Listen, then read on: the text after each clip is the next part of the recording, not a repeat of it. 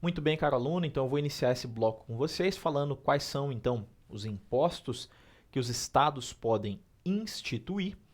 Lembrando também que nos termos do artigo 147 da Constituição, todos os impostos que eu falar aqui que forem de competência dos estados, também o Distrito Federal poderá instituí-los. Especificamente em relação aos tributos dos estados, lembrando que tributo é gênero, dentro do qual comportam 5 espécies tributárias. Vocês lembram? Então a gente tem os impostos, as taxas, as contribuições de melhoria, os empréstimos compulsórios, bem como as contribuições especiais. Em relação, então, aos tributos que o Estado pode instituir, ele poderá instituir os impostos, que são os que a gente vai ver nas aulas de hoje, bem como o Estado ele também pode instituir taxas, contribuições de melhoria, por se tratar, então, de tributos que são de competência comum, as taxas e a contribuição de melhoria, bem como em relação às contribuições especiais, o Estado pode instituir uma única contribuição, que é a contribuição social previdenciária dos servidores públicos do Estado. Salvo, então, esta última contribuição que eu disse a vocês, todas as demais, e tirando também algumas que são de competência dos municípios, que a gente vai ver no próximo bloco, todas as demais contribuições especiais só poderão ser instituídas pela União. Então, em relação às taxas, contribuições de melhoria e essas contribuições que o Estado tem competência, eu não vou adentrar muito, uma vez que elas variam de Estado para Estado. Eu vou tratar com vocês, então, especificamente em relação aos impostos, porque se eventualmente cair na tua prova alguma questão de competência, então, dos entes, é justamente esse cara aqui que eles vão te cobrar. Então, a primeira espécie de imposto que a gente vai ver que o Estado tem competência é o ITCMD, ou o Imposto sobre a Transmissão, Causa, Morte e Doação. Então, esse imposto ele vai incidir sempre que um determinado indivíduo, em decorrência do seu falecimento ou em decorrência de um ato voluntário, ele transfira um bem, seja esse bem móvel ou imóvel, a outra pessoa em caráter gratuito. Então, nos termos do artigo 155, inciso 1º da Constituição, e o artigo 35 a 42 do Código Tributário Nacional, a gente tem então instituído o ITCMD.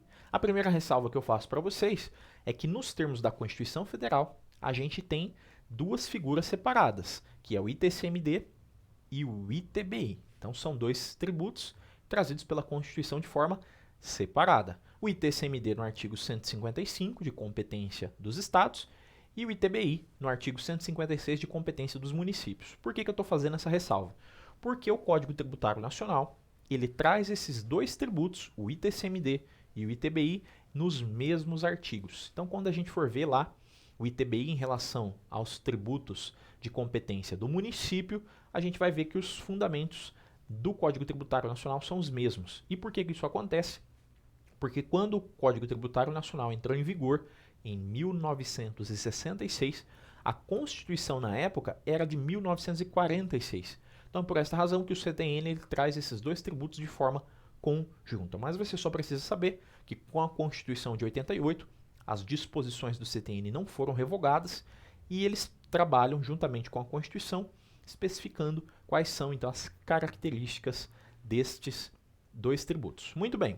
Em relação então especificamente ao critério material, quais são as situações, então, que podem incidir a cobrança do ITCMD, a doutrina entende que muitas vezes parece que a gente tem quase dois tributos dentro do mesmo. E por que isso acontece? Porque a gente tem duas situações que podem incidir a cobrança do ITCMD. A primeira delas é no caso da causa-mortes, que seria aquilo que nós chamamos de ITCM, é o Imposto sobre a Transmissão Causa-Mortes. Então, quando o indivíduo morre, automaticamente, nos termos dos preceitos aí do Código Civil, e como os civilistas gostam de dizer, com a morte do indivíduo a gente tem a abertura da sucessão. Muito bem, com essa situação, automaticamente, os bens então desse decujus, eles vão aos seus herdeiros e legatários, nos termos do artigo 1784 do Código Civil. Aquilo que no direito civil eles chamam de princípio da saisine. Então os bens, eles não podem ficar sem um titular. Então, assim que o indivíduo morre, automaticamente esses bens irão para os seus herdeiros e legatários. É óbvio que eles somente, de fato, terão a posse sobre esses bens após, então, a partilha do quinhão de cada um deles. Mas, automaticamente, eles receberão, ao menos a título provisório, esses bens, uma vez que eles não podem ficar sem nenhum titular. Muito bem. Então, esse imposto, o ITCMD, ele vai incidir em um primeiro momento em relação a essas situações de causa mortis. Então, o indivíduo que morreu, ele passará automaticamente seus bens aos seus herdeiros, mas para que os seus herdeiros, então, possam, de fato, ter a sua quota parte em relação a esses bens, é necessário que eles paguem, então, este imposto. A segunda possibilidade que a gente tem de incidência do ITCMD é no caso da doação. E a doação também é um instituto que vem previsto lá no artigo 538 do Código Civil, que nada mais é do que um ato voluntário que permite que o dono de um determinado bem ele faça uma doação a outra pessoa. Então, neste tributo aqui, você já deve imaginar, é óbvio que se trata de uma doação e, portanto, ela é não onerosa. Muito bem. Então, em relação ao critério material, são essas duas situações, então, que podem incidir a ocorrência do ITCMD, seja por conta da morte do indivíduo, então a gente vai ter uma transmissibilidade dos bens desse indivíduo aos seus herdeiros e legatários, bem como no caso da doação, que também será uma transmissão dos bens do doador ao donatário. Percebam que, embora sejam duas situações distintas, a finalidade aqui principal é a transmissão de bens de um indivíduo a outro, seja por conta da causa mortis, seja por conta da doação. Lembrando apenas que no caso do ITCMD, a gente vai ter uma transferência tanto de bens móveis quanto de bens imóveis. E o que diferencia esse tributo do ITBI, que é uma transmissão somente de bens imóveis, é que no caso do ITCMD, como eu já ressaltei, ela sempre será em caráter gratuito, enquanto no ITBI, embora incida apenas sobre as transmissões sobre imóveis, ela sempre será feita a título oneroso. Então tá aí essa diferença e o ITBI a gente vai tratar no próximo bloco. Muito bem. Em relação à causa mortis, preciso ressaltar para vocês que nos termos do parágrafo único do artigo 35 do CTN, cada herdeiro ou legatário praticará um fato gerador. Então todos eles, ao receberem então a sua quota parte, praticarão um fato gerador que incidirá a cobrança do ITCMD. Em relação ao seu critério temporal, a cobrança do ITCMD vai variar conforme a natureza do bem. No caso da causa mortis, seja de bens móveis ou imóveis, o momento que vai ocorrer a cobrança desse tributo, quando essa transmissão decorrer da morte de um indivíduo, o ITBI ele será cobrado após o cálculo, então, do valor devido do tributo. Então, somente após a homologação desse cálculo é que a gente vai ter, de fato, o momento correto para a cobrança do ITBI, e é bem isso que estabelece a súmula 114 do STF. Em relação à doação, ela vai variar conforme a natureza do bem. Então, o momento para cobrar o ITCMD, no caso da doação, ele vai variar. Se a doação se der em bens móveis, o momento para se cobrar o ITD, o Imposto sobre a Transmissão em relação à doação, vai ser no momento da tradição, que os civilistas aí gostam de chamar. Mas, para que você entenda, no momento então que ocorrer a transmissão de um bem móvel do doador ao donatário, esse será o momento então da cobrança do ITD.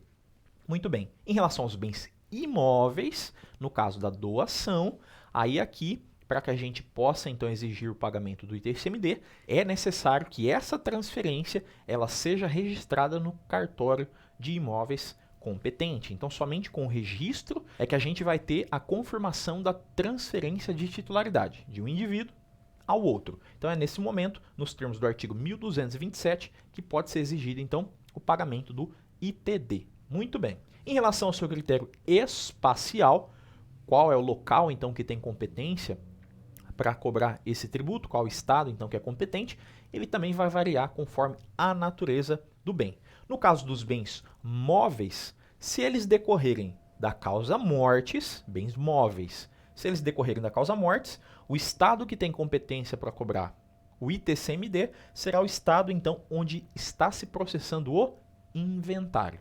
Por outro lado, em se tratando de doação, quando essa doação se der em relação a bens móveis, o estado que tem competência para cobrar esse tributo será o estado de domicílio do doador. Muito bem. Em relação aos bens imóveis, tá? Então até aqui a gente está falando de bem móvel.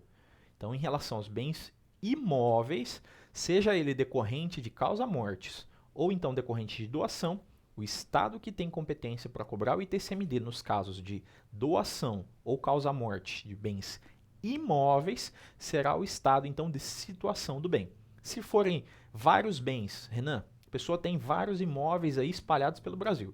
Cada Estado vai ter competência, então, de cobrar o ITCMD em cada local, então, onde está situado este imóvel. Um ponto interessante em relação a essa competência aqui, quem tem competência para cobrar o ITCMD, é que o artigo 155, parágrafo 1º, inciso 3º da Constituição, estabelece que uma lei complementar seria criada, então, para uniformizar a cobrança do ITCMD quando o indivíduo que doar um bem móvel ou imóvel a outra pessoa, ele residir no exterior, bem como caso o inventário, no caso da morte de um indivíduo, o inventário ele esteja sendo processado também no exterior. Então, caberia uma lei complementar definir esses aspectos em relação a essa situação, justamente para que a gente pudesse ter uma uniformização, não cabendo, neste caso, aos estados legislar nessas situações, mas sim à União por meio de lei complementar. Muito bem. Em relação ao aspecto pessoal, quem são as partes envolvidas aí no pagamento e na cobrança desse tributo? Em relação ao sujeito ativo, que novamente a gente vai ter uma variação em relação à natureza do bem. Então, o Estado que tem competência para cobrar o ITCMD, no caso de bens imóveis, sejam eles decorrentes de causa-mortes ou então da doação, no caso de bens imóveis, vai ser o Estado, então, de situação do bem. E conforme eu ressaltei ali no critério espacial, no caso de bens móveis, vai variar conforme a natureza da operação. Se for decorrente de causa-mortes, vai ser, então, no estado em que está se processando o inventário. Por outro lado, no caso da doação de bens móveis, o Estado que tem competência para cobrar esse tributo e que vai figurar como sujeito ativo dessa relação jurídica tributária vai ser o Estado, então, do doador, tá certo? Em relação ao sujeito passivo, ele também vai variar. Em relação à causa-mortes, o ITCM, o sujeito passivo serão os seus herdeiros ou o legatário. Então, o indivíduo que falece, ele deixa bens, as pessoas responsáveis pelo pagamento do imposto que incide sobre essa transmissão serão, então, os seus herdeiros ou legatários, porque serão eles que serão beneficiados.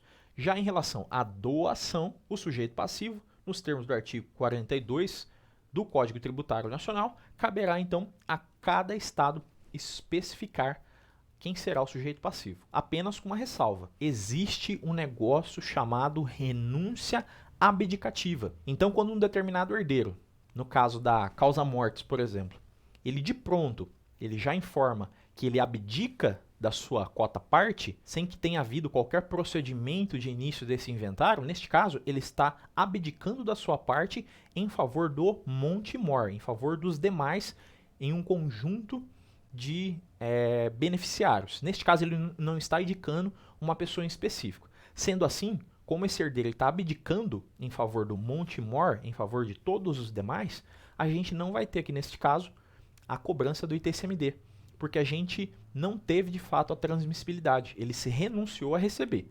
Por outro lado, se esse indivíduo ele recebeu a sua quota-parte e ainda dentro do inventário ele já indica que ele quer transmitir a outra pessoa, nesse caso, a gente vai ter a cobrança do ITCMD. Bem como caso ele também de pronto já indique, mesmo que ele não tenha feito nada no inventário, ele já indique que ele quer, então, transmitir a quota-parte dele para outra pessoa, em específico, e não para o monte mor. Nesse caso, a gente vai ter o que a gente chama de renúncia translativa. Ele está indicando só para uma pessoa receber. E nesse caso, para que ele possa fazer isso, indicar para uma pessoa só receber, o fisco entende que ele está primeiro recebendo bem, assumindo então a sua quota-parte, e aí sim transferindo para outra pessoa. E aí, neste caso, também vai haver a incidência do ITCMD. Então, só não há a incidência do ITCMD quando a gente tem, então, a renúncia abdicativa. O indivíduo de pronto já abdica dos seus bens, da sua quota-parte, em favor do monte mor, sem especificar quem que será o beneficiário que ele queira indicar, nem tampouco houve qualquer movimentação no processo de inventário. Muito bem, em relação ao aspecto quantitativo, qual será a base de cálculo e a alíquota? A base de cálculo será o valor venal dos bens ou direito então transmitidos, conforme determina o artigo 38 do CTN. Então, o valor venal lá do imóvel, dos bens móveis, esse será então o total da receita tributável para a gente aferir quanto de fato o indivíduo vai pagar de ITCMD. Muito bem. Em relação à alíquota, que a gente já falou também, que é aquela partezinha, aquela porcentagem que incide então sobre o total da receita tributável, a alíquota, nos termos da Constituição, a alíquota do ITCMD, ela seria fixada por resolução do Senado Federal. E o Senado Federal fez essa resolução, que é a resolução número 9 de 1992, e estabeleceu que a alíquota máxima do ITCMD será de 8%. Então, os estados não podem instituir uma alíquota superior a isso, limitado, então, a este valor. Nos termos também das mais recentes decisões do STF, o STF entendeu que o ITCMD ele também poderá ser progressivo. E esse entendimento ocorreu após o RE 562045 do Estado do Rio Grande do Sul. Então, com isso, o STF passou a entender também que o ITCMD ele poderá ter, então, alíquotas progressivas, sendo plenamente válido, embora não exista essa especificação legalmente. Muito bem. Pessoal, em relação ao ITCMD, ele possui algumas súmulas que incidem em relação a esse tributo. Especificamente são as súmulas 112, 113, 114 e 115. Se eu fizesse apenas a leitura dessas súmulas, talvez ia ficar um pouco confuso na sua cabeça.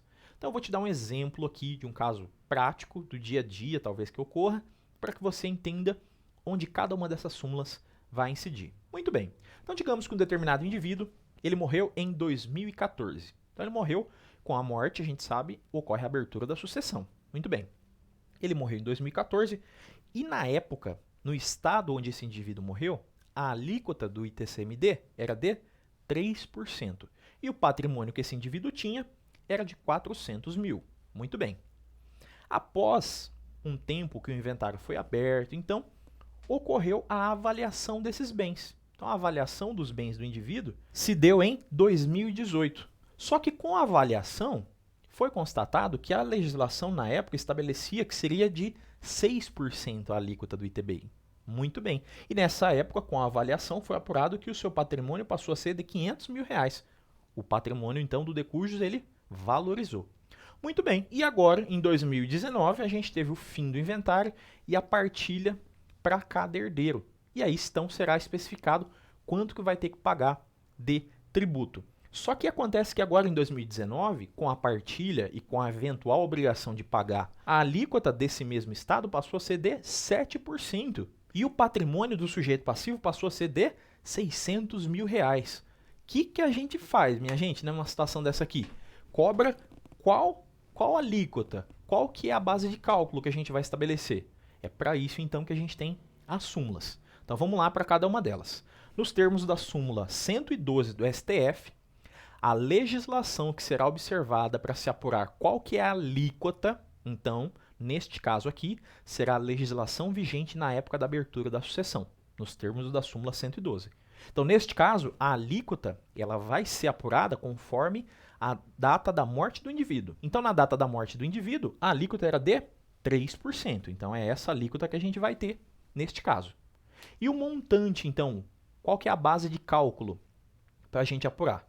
É aí que existe a súmula 113 do STF. A súmula 113 fala que a base de cálculo será apurada após, então, a avaliação dos bens. Então, a base de cálculo terá como valor não os bens na data da abertura da sucessão, e sim os bens na época da avaliação. Na época da avaliação, os bens eram de 500 mil reais. Muito bem. E quando é que será cobrado o ITCMD, Renan? Conforme eu ressaltei ali atrás para vocês.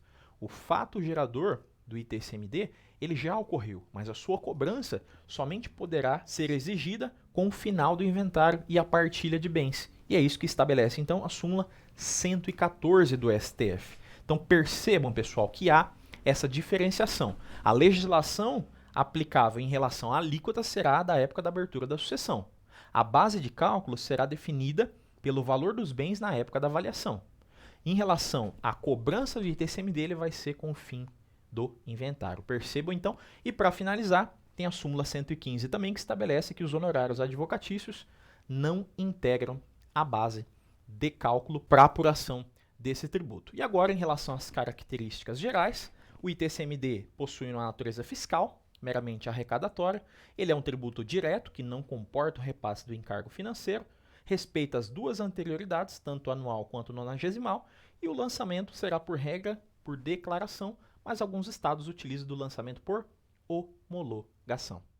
A segunda espécie, então, de imposto que a gente vai tratar, que os estados possuem competência, então, para instituir, lembrando, é claro, mais uma vez, que o Distrito Federal também possui essa competência, nos termos do artigo 147 da Constituição. Muito bem, o cara que a gente vai falar na aula de hoje é o ICMS.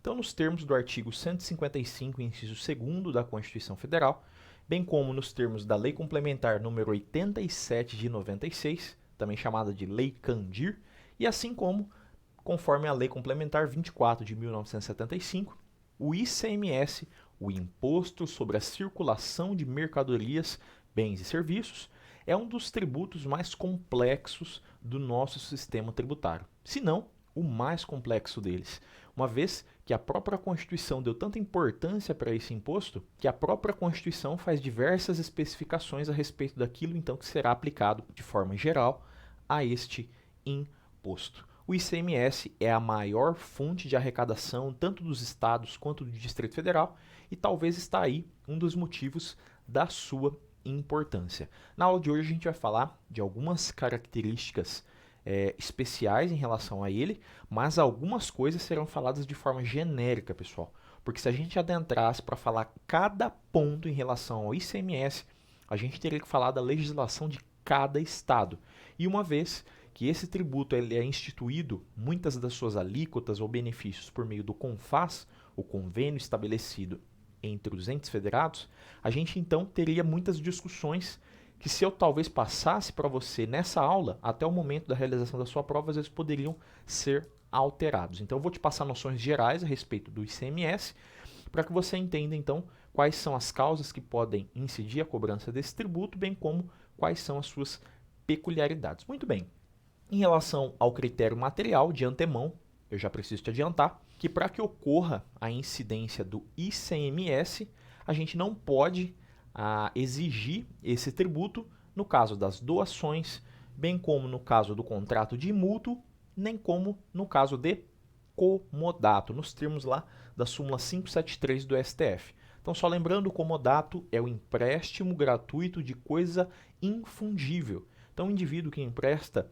o seu carro, por exemplo, a outra pessoa, é um bem infungível. Então, neste caso, por ser um contrato de comodato, não há a incidência do ICMS, embora haja, então, a entrega de mercadoria.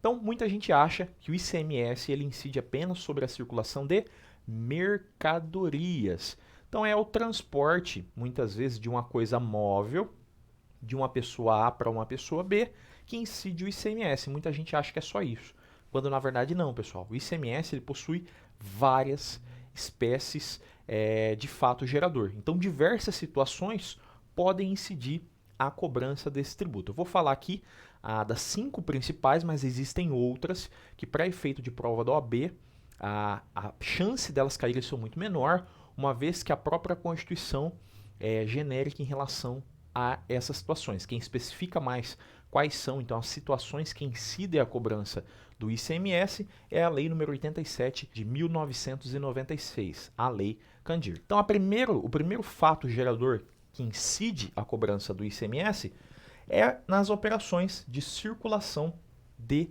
mercadorias. Mercadoria que a gente precisa entender como produto de mercância, produto que é fabricado, então, com o objetivo principal de consumo. Então, a gente precisa entender que para que ocorra a incidência do ICMS, é preciso que seja um produto que seja distribuído para o consumo, mas não somente isso. Além de ser um produto que seja distribuído para consumo, é necessário que para que ocorra a incidência do ICMS, haja a transferência de titularidade de um indivíduo a outro. Então percebam que nestes casos aqui, Não basta o mero transporte de mercadorias de um local para outro. É necessário que, de fato, haja a transferência de titularidade. Um exemplo clássico aqui, talvez para a gente entender essa situação, está lá na súmula 166 do STJ, que especifica que o transporte de bens de um indivíduo, da filial desse indivíduo, para outra filial do mesmo indivíduo, não haverá a incidência do ICMS, porque aqui a gente não está fazendo o quê? A mudança de titularidade. Então, como o bem só está sendo transferido de uma filial a outra, a gente não tem incidido o ICMS. E outro exemplo também, o ICMS ele incide não apenas pelo transporte de mercadorias ou a transferência de mercadorias de um lugar para outro. Uma vez que se isso realmente fosse exigível, o indivíduo que muitas vezes vai na sua casa e rouba alguma coisa e sai com ela, ele também teria que pagar o ICMS, afinal, a gente não está fazendo aqui o transporte de uma mercadoria, de um bem imóvel. Então é óbvio que isso é absurdo, né, pessoal? Então é necessário que exista essa operação jurídica de transferência de titularidade de um indivíduo a outro. Então não é mera circulação.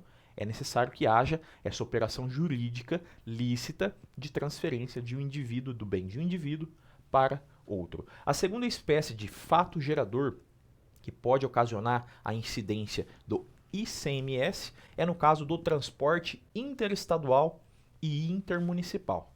Percebam que aqui, pessoal, a gente fala de serviço de transporte interestadual e intermunicipal. Mas cuidado, porque a gente vai ver no próximo bloco os impostos municipais. E tem um imposto lá que é o ISS, que é o Imposto sobre Serviço. Muito bem, então aqui a gente está falando de um serviço, não deveria haver a cobrança do ISS? Sim, no entanto, a Constituição achou melhor definir a competência para a cobrança dessa espécie de serviço aos estados por meio do ICMS e não aos municípios por meio do ISS.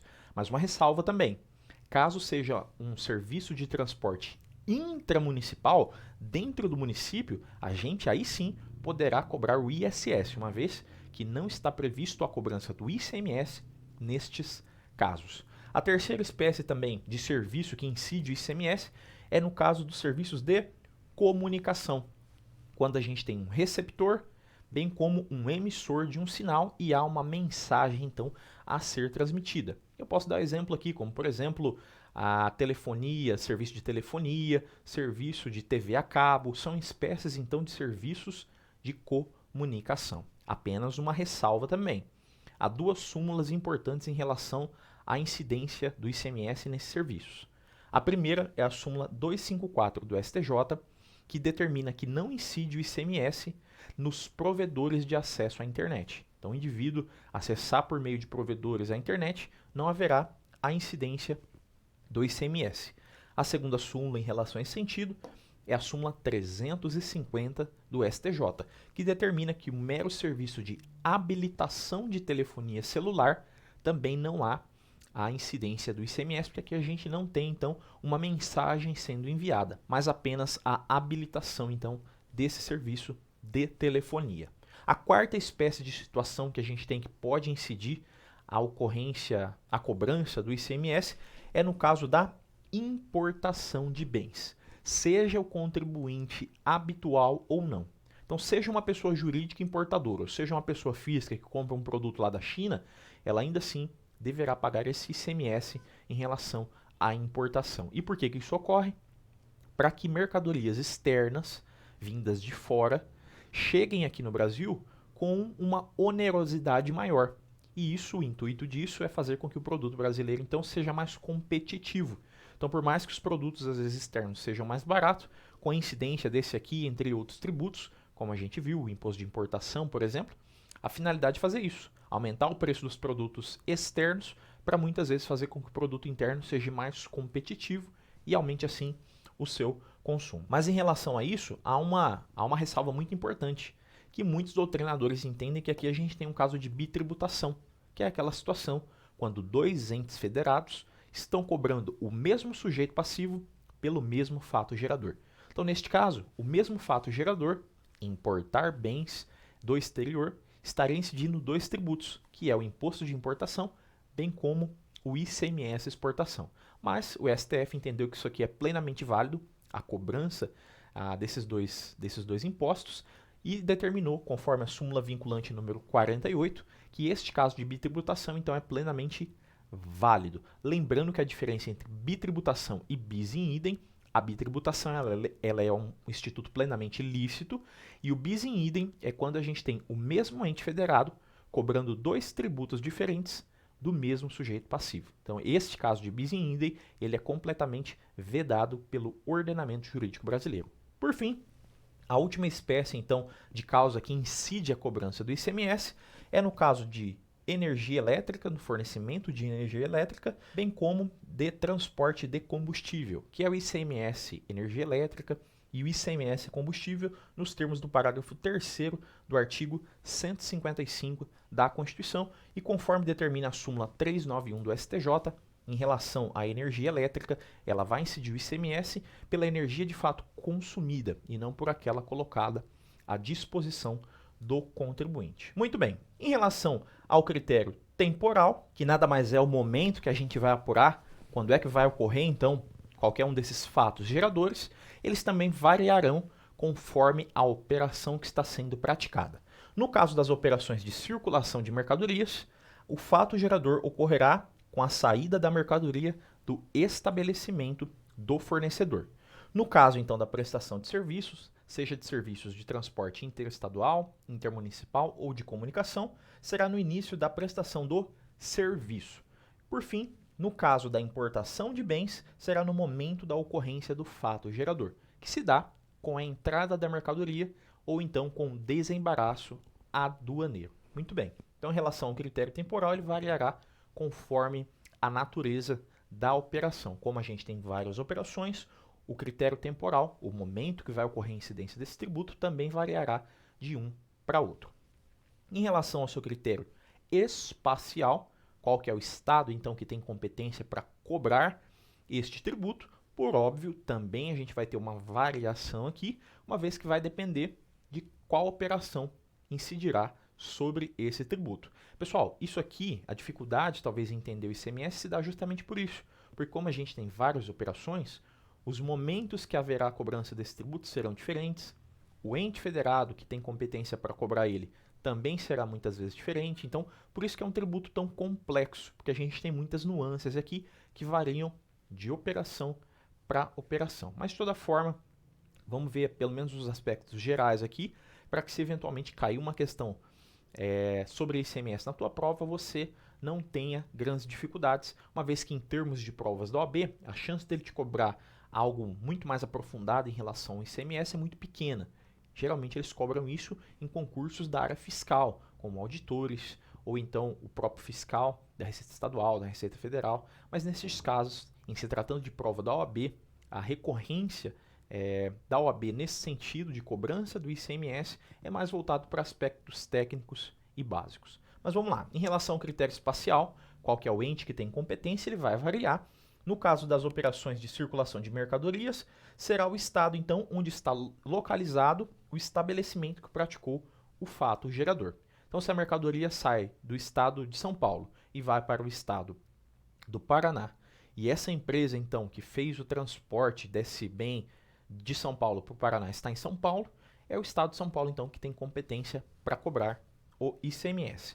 No caso da prestação de serviço, seja o serviço de transporte interestadual, intermunicipal ou de comunicação, tem competência o estado onde se iniciou a prestação do serviço. E por fim, no caso da importação de bens, é o estado onde houve a entrada física da mercadoria, que veio de fora para dentro do Brasil, ou caso não seja uma empresa constituída, será então no domicílio do adquirente. Então, se o indivíduo importa alguma coisa lá da China, ele compra lá no AliExpress alguma coisa, quem terá competência, o estado competente para cobrar o ICMS é o estado onde então está localizado o seu domicílio. Porém, se for uma empresa que está importando, a regra é de que será competente então o estado onde houver a entrada física dessa mercadoria. Muito bem. Outro elemento, sem dúvida, fundamental aqui para a gente entender esse imposto é em relação ao seu critério pessoal. O sujeito ativo se assemelhará ao critério espacial. Então, ele vai variar de operação para operação. No caso da operação de circulação, o sujeito ativo será o estado, então, onde está o estabelecimento que praticou o fato gerador. No caso da prestação de serviço, o sujeito ativo será o estado, então, onde se iniciou a prestação do serviço. Porém, quando se trata, então, da importação de bens, o sujeito ativo dessa relação jurídica tributária será, então, um estado onde houve a entrada física da mercadoria, em se tratando de empresas, ou então do domicílio do importador, no caso de pessoas físicas que façam, então, a importação de mercadorias. Já o sujeito passivo, que é aquele que paga o tributo, ele vai ser, então, as pessoas que praticam qualquer uma dessas operações. Então, é o importador, é a empresa que faça o transporte de mercadoria, é a empresa que preste o serviço, mas nos termos do artigo 128 do Código Tributário Nacional, poderão, então, também incidir e se tornar responsáveis pelo pagamento desse tributo alguns responsáveis tributários, caso a legislação opte por incluí-los no rol de responsáveis pelo pagamento do ICMS. Mas, na regra geral, serão então as pessoas que praticam aquelas 5 operações que a gente viu ali atrás. Muito bem, em relação ao seu critério quantitativo, a gente já viu que o critério quantitativo, para a gente apurar quanto de fato o indivíduo deve pagar pelo seu tributo, a gente precisa analisar a base de cálculo, que é o total da receita tributável, e aplicar sobre esse valor uma determinada alíquota, uma porcentagem ou um valor fixo. Muito bem. Em relação ao ICMS, a sua base de cálculo, por óbvio, também variará conforme a operação. No caso da circulação de mercadorias, a base de cálculo será o valor da operação. Então, quando o indivíduo ele vai levar um fogão aí que você comprou de uma empresa lá de São Paulo para o Rio Grande do Sul, muito bem, o valor da nota fiscal será o valor da operação, então, de aquisição desse bem móvel. Em relação à prestação de serviços, será o preço do serviço prestado, a base de cálculo. Por outro lado, em relação à importação de bens, será o valor do bem importado, mas aqui uma ressalva. No caso do ICMS na importação, ele será acrescido, o valor da sua base de cálculo, para ser apurado, serão acrescidos ainda o IPI, o IOF, o imposto de importação, bem como as taxas aduaneiras. Então, neste caso aqui, a gente vai ter a incidência do ICMS sobre outros tributos que incidam sobre os bens importados, justamente com a finalidade que eu falei para vocês, que é tornar o produto brasileiro mais competitivo em relação ao produto externo. Se você concorda ou não com isso, para a prova da OAB eu já falei para vocês, isso é relevante, e minha opinião também não importa em relação a isso, porque minha opinião não vai cair na tua prova. Então, para que a gente volte novamente nas aulas iniciais que a gente falou, a gente não vai discutir aqui justiça dos tributos, você só precisa entender que a finalidade do legislador foi exatamente esta. Muito bem, em relação à sua alíquota, aqui está um ponto de cuidado em relação a esse imposto, porque ela variará conforme muitas situações. Como, por exemplo, a Constituição determina que é uma resolução do Senado Federal quem estabelecerá alíquotas no caso das operações praticadas entre os estados, então as operações interestaduais, bem como no caso das importações externas. É também determinado na Constituição que seria facultado ao Senado criar uma resolução onde seriam estabelecidos as alíquotas mínimas para as operações internas, bem como as alíquotas máximas caso houvesse conflitos entre os estados. E por que então que seria feito por meio de resolução do Senado, pessoal? Porque no ICMS, como é um tributo de competência dos estados, a gente tem um negócio muito importante que é chamado a guerra fiscal. Então, muitas vezes, um estado ele quer aumentar aí a circulação de mercadorias dentro do seu território e ele diminui ao máximo a alíquota do ICMS. Isso acabará prejudicando os demais estados. Então, é por esta razão que em muitas situações do ICMS, a gente somente terá a concessão de isenções, benefícios, anistia, revogação de benefícios por meio da autorização do CONFAS, que é o convênio entre os estados, conforme determina o artigo 150, parágrafo 7º da Constituição. Então, esse cara aqui, ele gera grande discussão por isso. Porque, embora os estados tenham competência para instituí-lo, a competência deles não é plena. boa parte daquilo que é realmente importante no tributo, como a sua alíquota, isenções e benefícios, somente poderá ser concedida por maioria absoluta do CONFAS. Então é necessário que todos os estados participem e todos autorizem que um outro estado, por exemplo, faça a concessão de uma isenção para os contribuintes que circularem lá com mercadoria dentro daquele estado. Por esta razão, então, que há este convênio estabelecido entre os entes, para que eles não exerçam a sua competência de forma exclusiva, diminuam às vezes ao máximo o ICMS e causem com isso a guerra fiscal, um estado prejudicando o outro. Por isso também, para evitar essa guerra fiscal, é que a Constituição disciplina muitas coisas em relação ao ICMS e também caberia às resoluções do Senado Federal especificar algumas coisas. Em relação à alíquota também, a gente precisa entender que no caso do ICMS, a gente tem aplicado o princípio da seletividade, nos termos do artigo 155, parágrafo 2º, inciso 2º da Constituição. O que é esse princípio da seletividade? Conforme a gente viu lá no IPI, alguns produtos, pela sua essencialidade, eles são extremamente necessários para a população e é por esta razão que esses produtos terão uma alíquota reduzida, por conta então dessa sua necessidade para a população. Mas aqui, diferentemente do que ocorre com o IPI, a seletividade é uma faculdade que poderá ou não ser utilizada, diferentemente do que ocorre no IPI, onde a seletividade é um requisito obrigatório e essencial.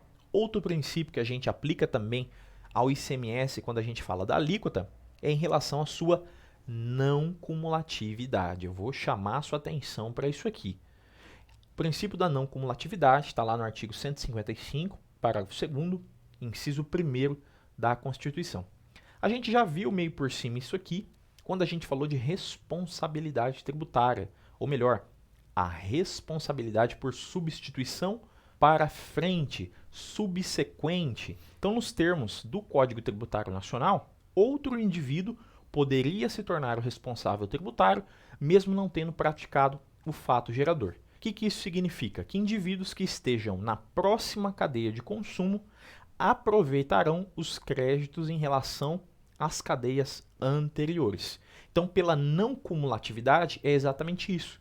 O ICMS, ele não cumula a cada pessoa que vai passando na cadeia de consumo. Então, vou dar um exemplo para vocês. Se o ICMS fosse cumulativo, então a indústria que faz o transporte de uma mercadoria para um distribuidor, haveria incidência do ICMS, muito bem. Esse distribuidor, quando repassasse, por exemplo, para um mercado, haveria novamente a incidência do ICMS nas mesmas alíquotas. Isso se a gente tivesse um tributo cumulativo. Então, independente da quantidade de operações que fossem feitas, todos os participantes da cadeia pagariam a mesma alíquota.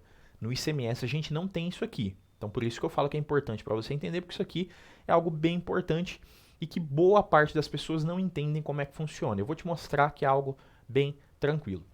Em relação, então, a essa não cumulatividade, para a gente entender, ela ocorre quando a gente tem várias pessoas, então, na cadeia de consumo. Então, vamos pegar, por exemplo, a primeira hipótese ali de incidência do ICMS, que é no caso da operação de circulação de mercadorias.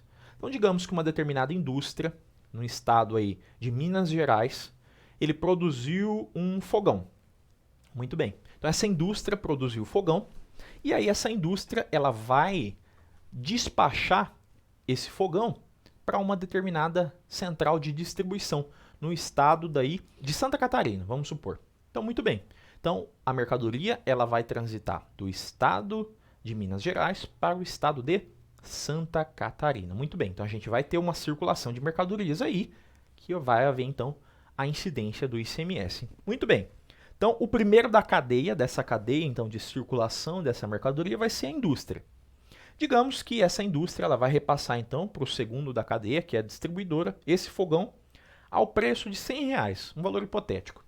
Digamos que a alíquota fixa aqui, eu vou trabalhar você com a alíquota fixa para que você entenda, mas geralmente as alíquotas são variantes de um estado para outro. Mas vamos partir do pressuposto que a alíquota seja fixa, e a alíquota fixa será de 10%. Então, neste caso, a indústria ela vai repassar esse fogão para o distribuidor ao preço de R$100, incidindo uma alíquota de 10%. Então, nesse caso aqui, o fogão que custa R$100 vai chegar ao distribuidor ao preço de R$110. Muito bem, R$100 são o preço do produto e R$10 o preço do ICMS que incide sobre essa mercadoria. Muito bem, mas esse cara que é o distribuidor, ele vai vender também este fogão que está na sua central de distribuição e que é outra empresa em relação à indústria, ele vai distribuir para uma loja, por exemplo, para o estado do Rio Grande do Sul. Então, o distribuidor, que está no estado de Santa Catarina, ele vai despachar essa mercadoria para o estado do Rio Grande do Sul.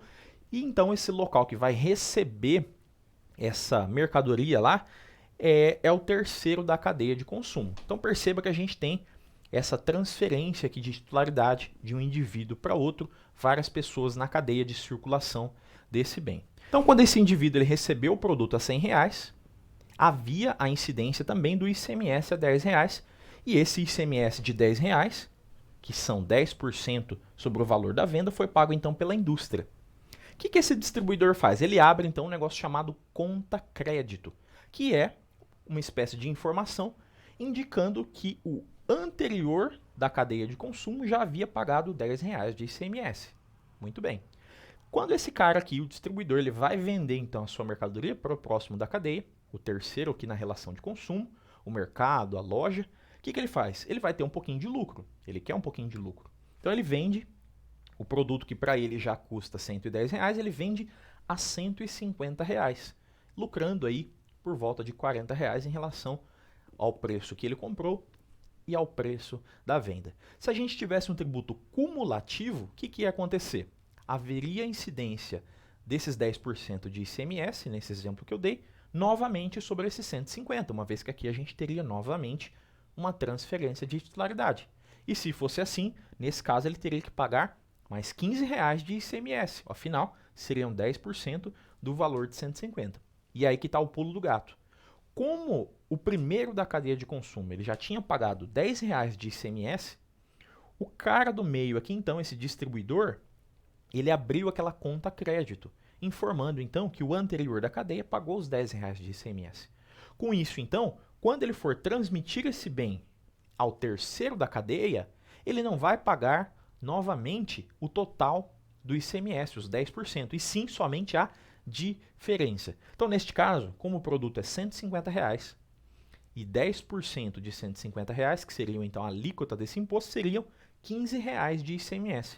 Mas como já havia uma conta crédito aberta, ou melhor, um pagamento anteriormente efetuado no valor de R$10, esse distribuidor então só pagará a diferença, que no caso é de R$5.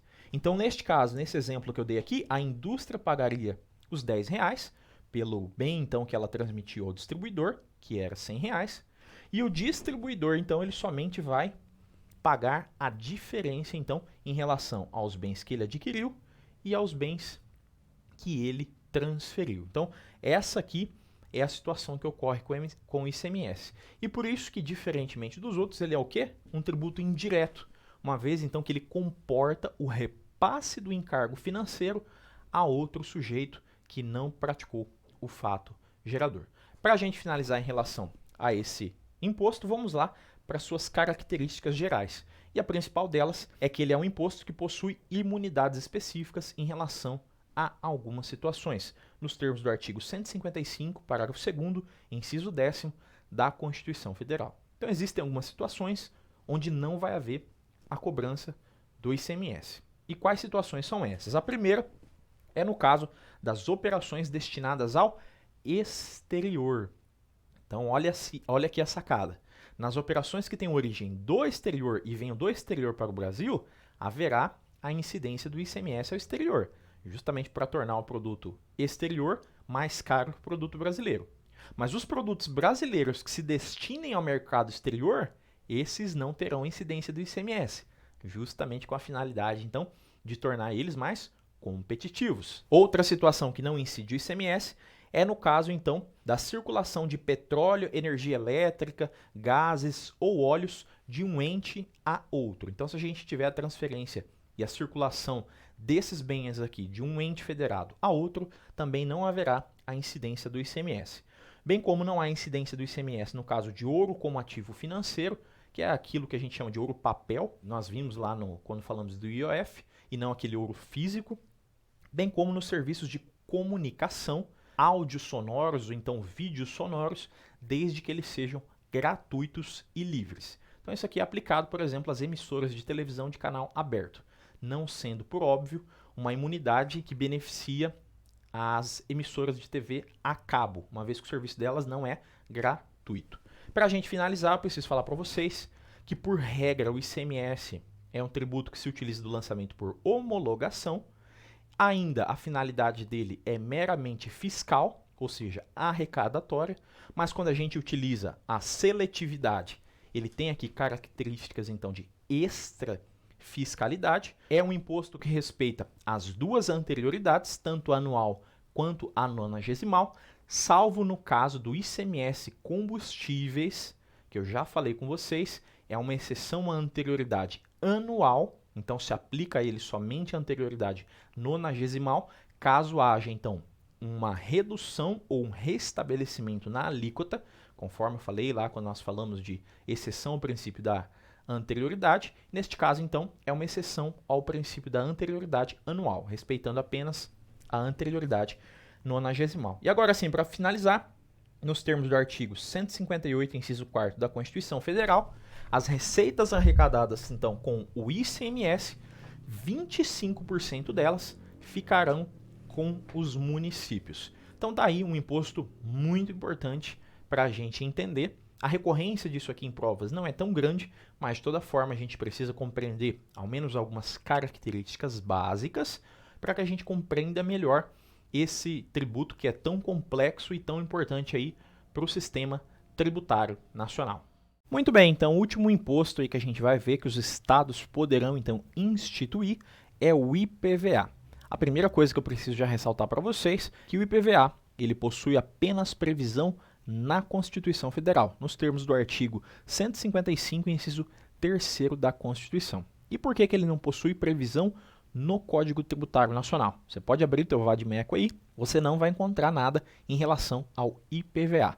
E por que isso acontece? Porque quando o CTN foi criado, em 1966, o imposto que era cobrado então em relação à propriedade de veículo automotor era a TRU, ou famosa TRU, que era a Taxa Rodoviária Única.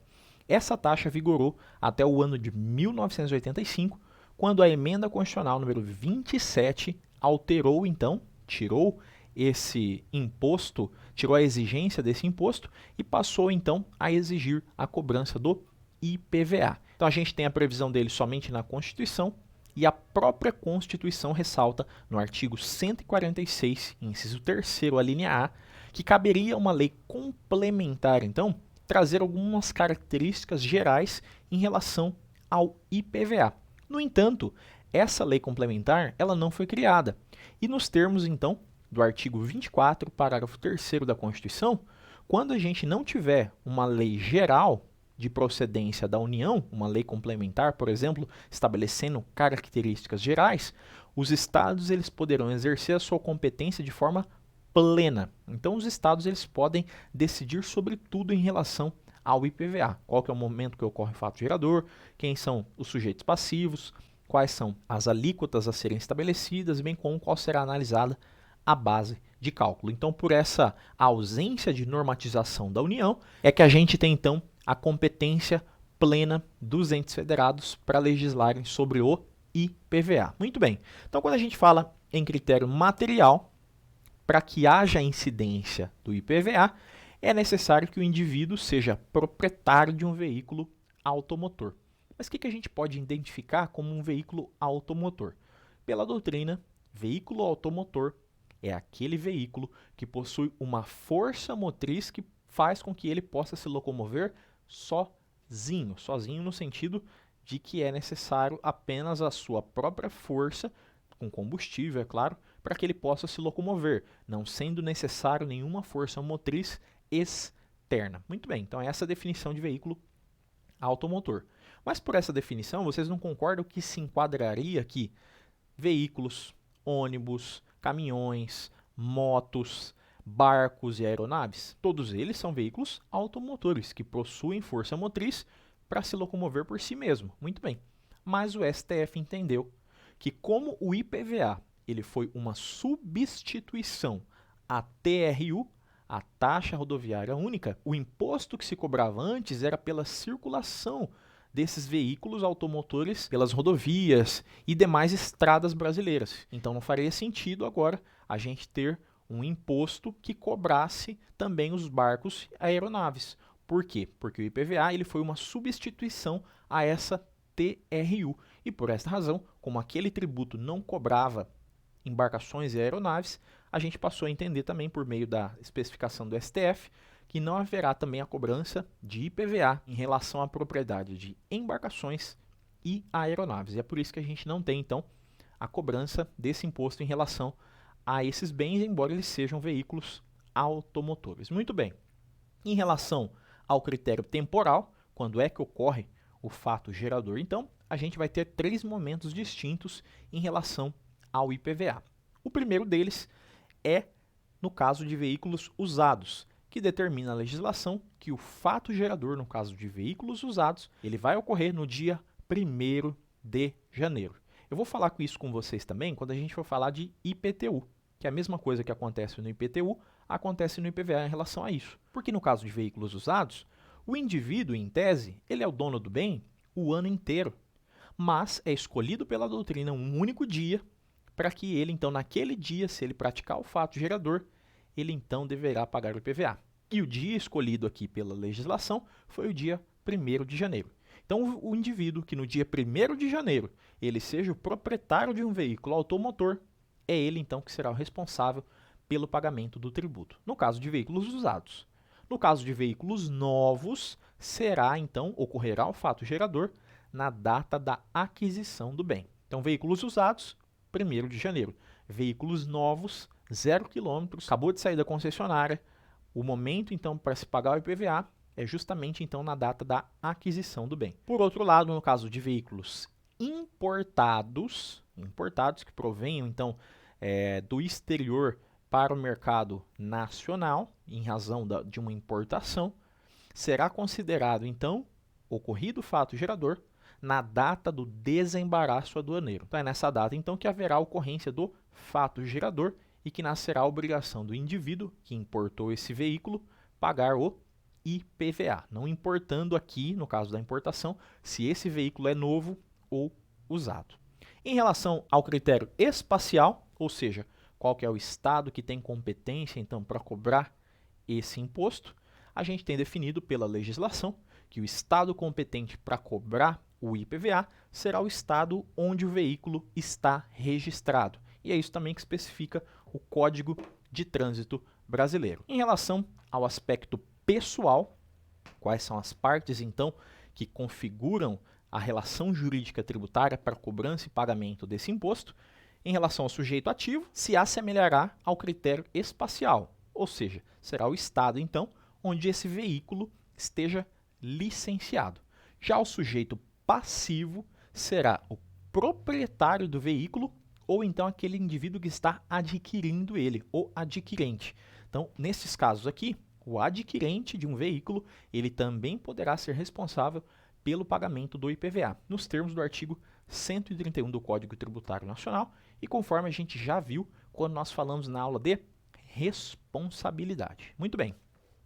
Em relação ao seu critério quantitativo, qual será o valor, então, que o sujeito passivo deverá pagar de IPVA?